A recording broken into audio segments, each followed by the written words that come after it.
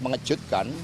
Pengamatan kami selama 2-3 hari terakhir memang terjadi berbagai penghadangan, berbagai pengepungan termasuk yang membuat pasangan calon Ibu Airin dan Kang Ade tidak leluasa bergerak dan hasilnya sangat berbeda dari apa yang nampak dari hasil survei sebelumnya dan juga dari hasil exit poll dengan apa yang terjadi dengan quick count.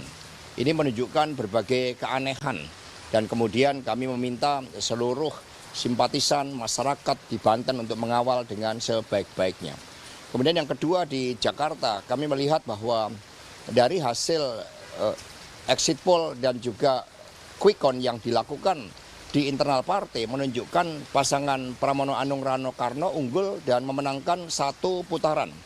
Untuk itu seluruh relawan, simpatisan, anggota dan kader partai agar waspada karena ada pihak-pihak tertentu yang mencoba memaksakan di Jakarta agar 2 putaran. Ini nampak dengan berbagai manuver-manuver kekuasaan yang dilakukan di Jakarta.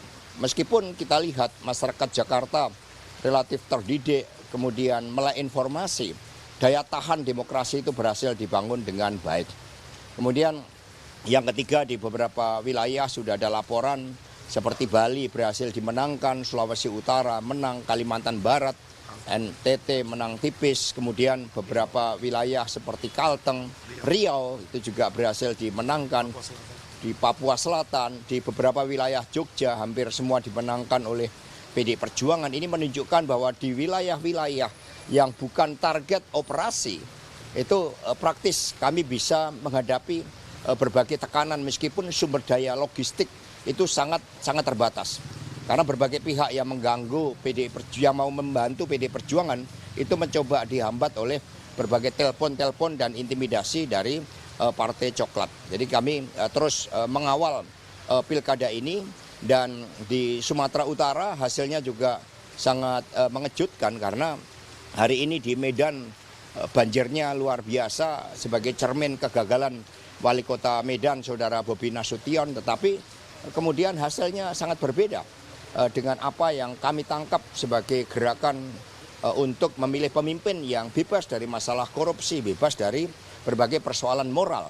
Nah ini juga kami dalami apa yang terjadi di Sumatera Utara. Kemudian di Sulawesi Tengah juga berhasil kami menangkan dengan baik dan kami terus melakukan pemantauan. Kami meminta agar seluruh aparatur negara betul-betul netral karena MK telah mengambil suatu keputusan bahwa aparatur negara tidak netral bisa dikenakan tindak pidana. Sejarah akan mencatat bahwa suara rakyat adalah suara Tuhan. Sehingga ketika mencoba dilakukan berbagai penghadangan seperti di Banten, akan terjadi suatu pergerakan rakyat. Inilah yang seharusnya tidak boleh terjadi. Karena suara demokrasi itu membawa suatu hukum yang sangat baik. Bagaimana seorang presiden, satu suara menteri, satu suara tokoh-tokoh nasional itu sama dengan satu suara petani, satu suara buruh, satu suara pedagang kaki lima, dan sebagainya. Untuk itu tetap waspada, kita kawal suara rakyat dengan sebaik-baiknya.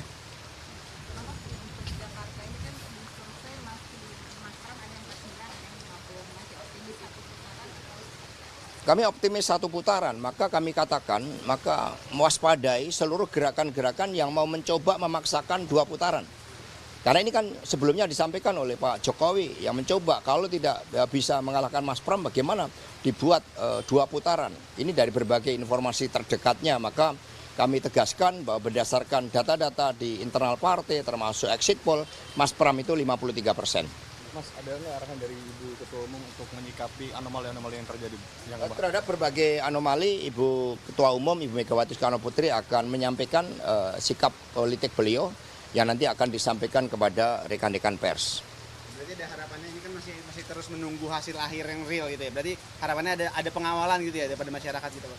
Ya, untuk perjuangan mengawal demokrasi kami selalu menyalakan harapan itu meskipun keadilan semakin jauh akibat hukum dijauhkan dari aspek-aspek keadilan yang sejati akibat Partai Coklat yang tidak netral dan dimobilisasi, tapi kami terus menyalakan harapan untuk Indonesia Raya kita. Dan mari kita kawal perhitungan secara berjenjang, perhitungan manual, dan KPU harus menyediakan seluruh dokumen-dokumen C1 agar masyarakat sipil itu juga bisa melakukan pengawalan. Kami akan kawal suara rakyat karena itulah suara Tuhan. Kan tadi kan sudah dijelaskan bahwa dari PDIP internal kan percaya untuk Pilkada DKI Jakarta kan 1 putaran. Tapi kalau dari internal juga menyiapkan nggak sih Pak untuk skenario jika terjadi 2 putaran gitu? Ya kita jaga karena skenario dari pihak-pihak yang ingin mendorong 2 putaran itu telah kita dengar sejak Pak Jokowi turun di Jakarta. Hanya skenario ini bisa dipatahkan karena masyarakat Jakarta itu terdidik. Kemudian bergabungnya sosok seperti Mas Anies, Mas Ahok, Bang Yos, Bang Foke itu menunjukkan kepemimpinan Mas Pram yang menyatukan dan bersama dengan kekuatan rakyat mampu menjadi benteng demokrasi, menjaga marwah demokrasi yang ada di Jakarta. Jadi kami tetap meyakini Mas Pram Rano Karno 1 putaran itu kalau fair, itu kalau jujur, dan seluruh simpatisan masyarakat Jakarta mari kita kawal agar ini benar-benar 1 putaran. Tapi reaksi dari Ibu Mega sendiri melihatnya kayak gimana sih Mas? Ini kan di daerah kayak daerah-daerah besar di Jawa sendiri, di Jabar, Jawa Tengah, Jawa Timur, dan Banten ini kan, dan cahayanya cuma kelihatan ada di Jakarta nih. Di wilayah lainnya di Jawa itu kelihatannya banteng ini di babak belurkan gitu, Mas Hasto. Itu reaksi Bu Mega sebenarnya gimana? Ya, semangat militansi dan perlawanan sebenarnya sangat kuat. Hanya kami kan bagaikan melawan negara. Partai Coklat ini kan mendapatkan sumber dana yang luar biasa. Kalau kita lihat kasus Sambo misalnya, itu kan diindikasikan saudara Roni Talapesi memiliki data-data bagaimana keterlibatan dengan judi online. Mengapa judi online dibiarkan, tidak diberantas sejak ketika kasus Sambo itu muncul? Karena ini digunakan dan disinyalir dana-dana yang begitu besar itu masuk di dalam operasi-operasi politik. Ini yang kemudian harus kita lawan, kita tegakkan. Jadi PD Perjuangan terus berjuang. Pada masa Pak Harto saja kami berani untuk melakukan suatu perjuangan meskipun kantor partai sampai dibakar, sampai diserang, tetapi kebenaran pasti akan menang.